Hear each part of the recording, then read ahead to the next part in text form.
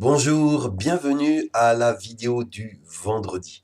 Aujourd'hui, le sujet de notre méditation, c'est ta prière a été entendue. Ça vous est sans doute déjà arrivé de prier pour quelque chose qui finalement n'a pas été exaucé et puis vous avez fini par oublier que vous aviez prié cela. Aujourd'hui, je voudrais vous raconter l'histoire étonnante d'un couple. C'est une histoire que nous trouvons dans la Bible, dans l'évangile de Luc, au chapitre 1. Je lis au verset 5, il est dit, au temps où Hérode était le roi de Judée, il y avait un prêtre nommé Zacharie. Sa femme s'appelait Élisabeth. Ils étaient tous deux justes aux yeux de Dieu et obéissaient parfaitement à toutes les lois et tous les commandements du Seigneur. Mais ils n'avaient pas d'enfants, car Élisabeth ne pouvait pas en avoir et ils étaient déjà âgés tous les deux. D'abord, permettez-moi une remarque. La stérilité ou tout autre genre d'épreuve n'est pas nécessairement un châtiment de Dieu. Il faut faire donc attention de ne pas juger les gens d'après les épreuves qu'ils ont, car les justes comme Zacharie et Élisabeth peuvent aussi connaître des épreuves dans leur vie malgré qu'ils soient entièrement fidèles à Dieu.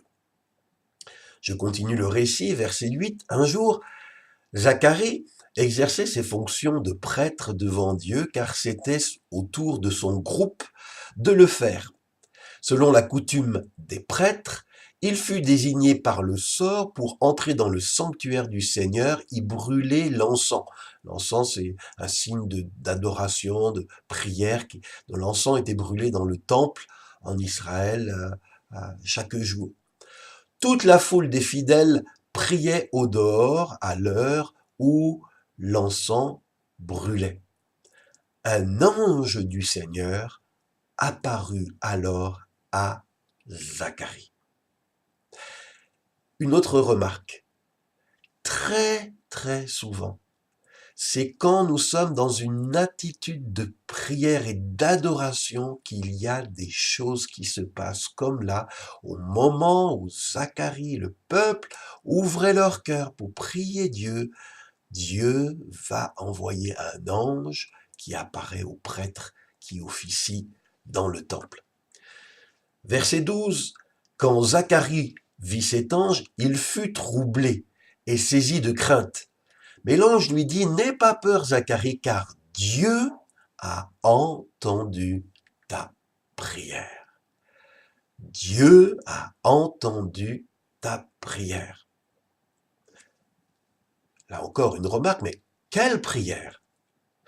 Parce qu'à ce stade de sa vie, il est fort probable que Zacharie avait fait une croix sur son espoir de paternité. Ces années d'instante supplication pour avoir un enfant avaient été reléguées aux oubliettes. Le texte dit, Élisabeth, ta femme, te donnera un fils que tu nommeras Jean. Dieu a entendu ta prière, Élisabeth, ta femme, te donnera un fils que tu nommeras Jean. Mais c'est incroyable. Si Zacharie avait oublié, Dieu, lui, non. Ses prières d'autrefois restaient pour Dieu d'actualité. Et Dieu ajoute au verset 14, par l'intermédiaire de l'ange, tu en seras profondément heureux. Beaucoup de gens se réjouiront au sujet de sa naissance, car il sera un grand serviteur du Seigneur. Il ne boira ni vin ni autre boisson fermentée. Il sera rempli du Saint-Esprit dès avant sa naissance, et il ramènera beaucoup d'Israélites au Seigneur leur Dieu. Il viendra comme messager de Dieu avec l'esprit et la puissance du prophète Élie, et il formera un peuple prêt pour le Seigneur. Voyez-vous, plus la promesse de Dieu pour ta vie est grande, plus elle prendra du temps pour s'accomplir. C'est ce que disait à cette sœur protestante Basila Schlink. Et c'est vrai que Zacharie et Élisabeth vont être exaucés au-delà de tout ce qu'ils ont pu imaginer. Non seulement ils vont recevoir un fils, mais il va être un messager de Dieu, un serviteur de Dieu qui va impacter le monde. Et comme Paul le dit aux Éphésiens chapitre 3 verset 20, à Dieu qui a le pouvoir de faire infiniment plus que tout ce que nous demandons ou même imaginons par la puissance qui agit en nous, à lui soit la gloire dans l'Église par Jésus-Christ dans tous les temps et pour toujours. Amen. Mais Zacharie, nous lisons au verset 18, dit à l'ange, mais comment saurais-je que cela est vrai, car je suis vieux et ma femme aussi est âgée. Cette réaction de Zacharie, étonné par ce que lui annonce l'ange, est une preuve, si besoin était, qu'il n'avait sans doute plus prié pour ce besoin depuis un certain temps, que pour lui le dossier était clos. Mais l'ange lui dit, verset 19, « Je suis Gabriel, et je me tiens devant Dieu pour le servir. Il m'a envoyé pour t'apporter cette bonne nouvelle. Mais toi, tu n'as pas cru à mes paroles, qui se réaliseront pourtant au moment voulu. C'est pourquoi tu vas devenir muet, tu seras incapable de parler jusqu'au jour où ces événements se produiront. » Voyez-vous, quand Dieu nous fait une promesse, il est toujours attristé quand nous mettons en doute sa parole. Sa parole ne nous suffit-elle pas pour que nous exigions une preuve supplémentaire? Et Dieu ferme la bouche des incrédules, car sans la foi, il est impossible de plaire à Dieu, dit l'Épître aux Hébreux, chapitre 11, verset 6. Quand Zacharie eut achevé la période où il devait servir dans le temple, il retourna chez lui, et quelque temps après, Élisabeth, sa femme, devint enceinte.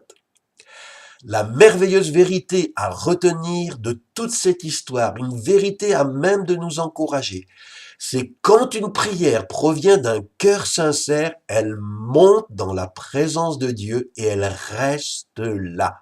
Aucune prière conforme à la volonté de Dieu ne se périme ou ne s'évapore. Non, non, Zacharie, je n'ai pas oublié et ton rêve va se réaliser. Alors, mon frère, ma sœur qui m'écoute, prends courage. Si ta prière est conforme à la volonté de Dieu, ce n'est pas en vain que tu pries, même si tu dois attendre longtemps pour le jour de l'exaucement. Je te dis à vendredi prochain pour un nouveau rendez-vous de 8 minutes ensemble dans la parole de Dieu. Et juste une remarque, n'attends pas que Facebook vienne te solliciter. Toi, prends l'habitude de venir toi-même dans cette page, même si tu n'as reçu aucune notification de la part de Facebook, parce qu'il n'en envoie que quelques-unes. Donc, chaque semaine, vendredi, 8 minutes ensemble, dans sa parole. À vendredi prochain.